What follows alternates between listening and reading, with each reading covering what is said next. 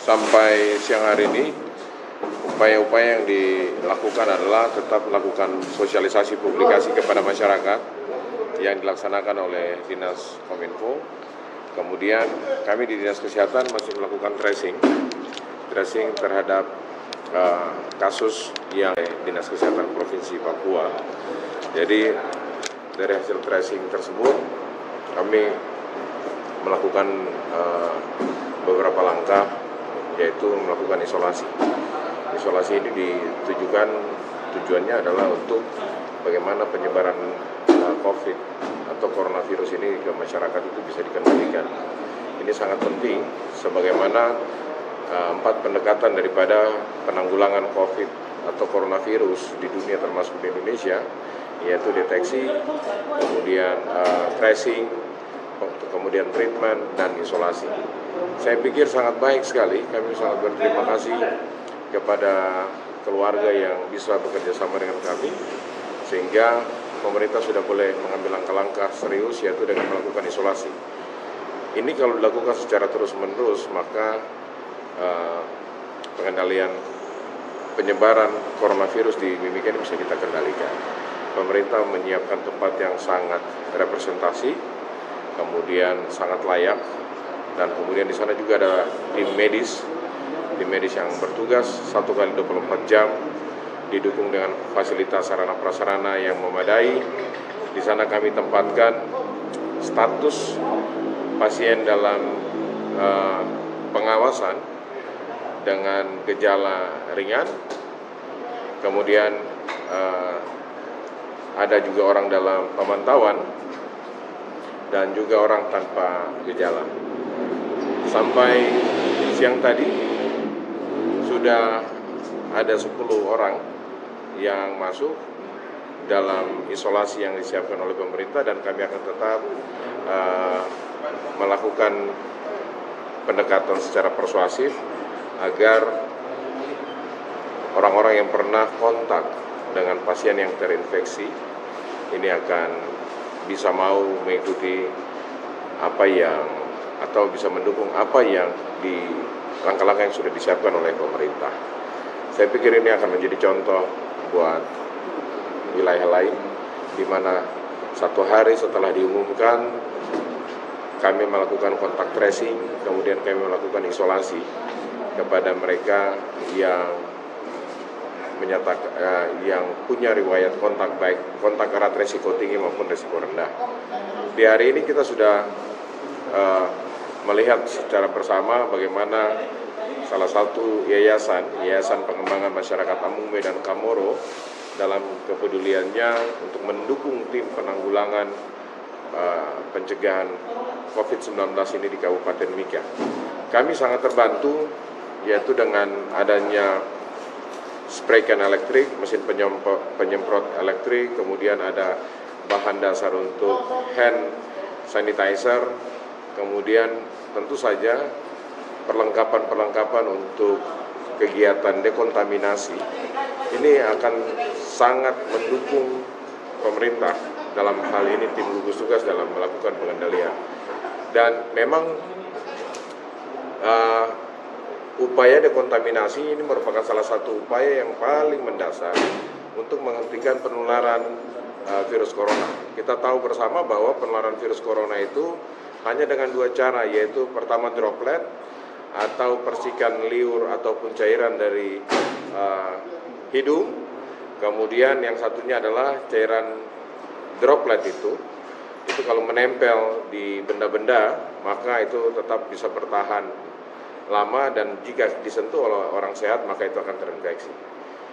Ini sangat tepat bahwa di saat kami membutuhkan, stok kami di Kabupaten Mimika sampai siang ini itu ada 50, tapi dengan ada tambahan dari YPMAK, ini tentu saja kami akan bisa bergerak secara masif di tempat-tempat yang kami bagi menjadi 2 titik. Titik yang pertama adalah tempat-tempat umum berisiko tinggi, seperti rumah sakit umum daerah, rumah sakit mitra masyarakat, puskesmas, tempat-tempat perbelanjaan, terutama pasar-pasar modern, kemudian bank kami akan ada di situ, kemudian kelompok tempat-tempat umum resiko tinggi lainnya, misalnya di tempat-tempat ibadah, kemudian tempat-tempat resiko rendah seperti sekolah yang hari ini libur, dan tempat-tempat umum yang sifatnya terbuka yang terkena matahari langsung, itu pun akan kami coba untuk melakukan desinfeksi di tempat-tempat tersebut, tetapi disesuaikan dengan cuaca di pagi hari dan juga mungkin sore dan menjelang malam hari. Saya pikir itu, dan dengan tersedianya peralatan untuk kegiatan desinfeksi di tempat-tempat umum baik risiko tinggi berisiko rendah, maka tentu saja kami akan bekerja sama termasuk dengan relawan yang nanti pada akhirnya mau menyemprot, itu akan membantu kami. Itu sangat penting sekali untuk kami. Ya. Pak Rey, jadi kan ada sekitar 19 PDP sekarang, itu semuanya dikirim sampel Pak atau tidak? Ya, tidak semua pasien itu harus dikirim sampel karena ada kriteria-kriteria tertentu. Isolasi mandiri baik di rumah maupun yang disiapkan oleh pemerintah itu menjadi salah satu hal untuk bagaimana sih mengurangi dampak buruk termasuk angka kesakitan bahkan kematian dari orang yang mengidap coronavirus 19 ini. Jadi pada kasus-kasus berat seperti pneumonia pneumonia berat itu kita lakukan untuk pemeriksaan dan terutama untuk isolasi di rumah sakit rujukan. Kapasitas ruangan di Puskesmas sendiri untuk berapa orang? Iya, saya pikir kamar di tempat shelter ini itu ada 80 kamar. 80 kamar, satu kamar itu bisa ditempati oleh 4 orang. Oleh 4 orang berarti sekitar 320 orang. Nah, saya pikir tahapan ini adalah tahapan bagaimana kesiapan pemerintah daerah untuk merespon.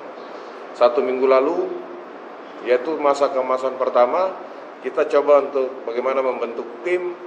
Setelah itu bergerak sama-sama memberikan informasi, ada regulasi atau kebijakan pemerintah daerah. Setelah itu tahapan kedua, kita menemukan kasus, tapi kita juga sudah menyiapkan apa alur layanan komprehensif sampai orang yang tersebut itu sembuh. Nah, memang kalau banyak orang menanyakan apakah rumah sakit cukup? Di dunia hampir semua rumah sakit tidak cukup. Bukan karena hanya tempat tidur, bukan karena hanya tenaga, tetapi masa rawat lama perawatannya itu, masa isolasi 14 hari plus 5 hari, jadi lebih kurang sekitar 20 sampai 25 hari. Dan di hari terakhir dinyatakan negatif setelah melewati 14 hari dengan 2 kali pemeriksaan berturut-turut, itu baru pasien tersebut bisa keluar. Tapi untuk penambahan ruangan di RSUD itu sudah ini Pak ya, yang dengan salah satu bangsal itu betul. Jadi sesuai protokol Kementerian Kesehatan revisi keempat tanggal 27 Maret 2020 masih tetap sama bahwa tidak semua pasien yang terinfeksi COVID-19 dengan outcome-nya adalah pneumonia berat tidak harus diisolasi di rumah sakit rujukan. Jika kasusnya ringan dan sedang, bisa dilakukan isolasi mandiri. Nah, yang menjadi pertanyaan, kenapa kami coba untuk menyiapkan tempat isolasi? Pertama, kami menjaga supaya tidak terjadi stigma dan diskriminasi. Yang kedua, kami bisa memastikan bahwa penduduk yang terpapar betul-betul patuh dan disiplin. Seperti itu. Yang ketiga, sebenarnya ini bagian daripada social distancing. Ini bagian daripada social distancing. Artinya bahwa setelah orang-orang yang terpapar dengan pasien atau kasus COVID-19 ini, dalam beberapa hari kita pantau, jika tidak menunjukkan gejala apapun, maka sudah bisa kembali pulang, dan Dinas Kesehatan tentu akan mengeluarkan surat pernyataan bahwa mereka itu sehat. Oke. Posisi untuk hari ini ada penambahan. Ada ya, penambahan. saya pikir belum, Nanti sebentar jam 3 kami akan close 30 menit lagi. Nanti saya akan sampaikan kepada teman-teman media. Termasuk kontak tracing yang kami lakukan hari ini. Baik, Pak. Makasih. Oke, terima kasih. Terima kasih.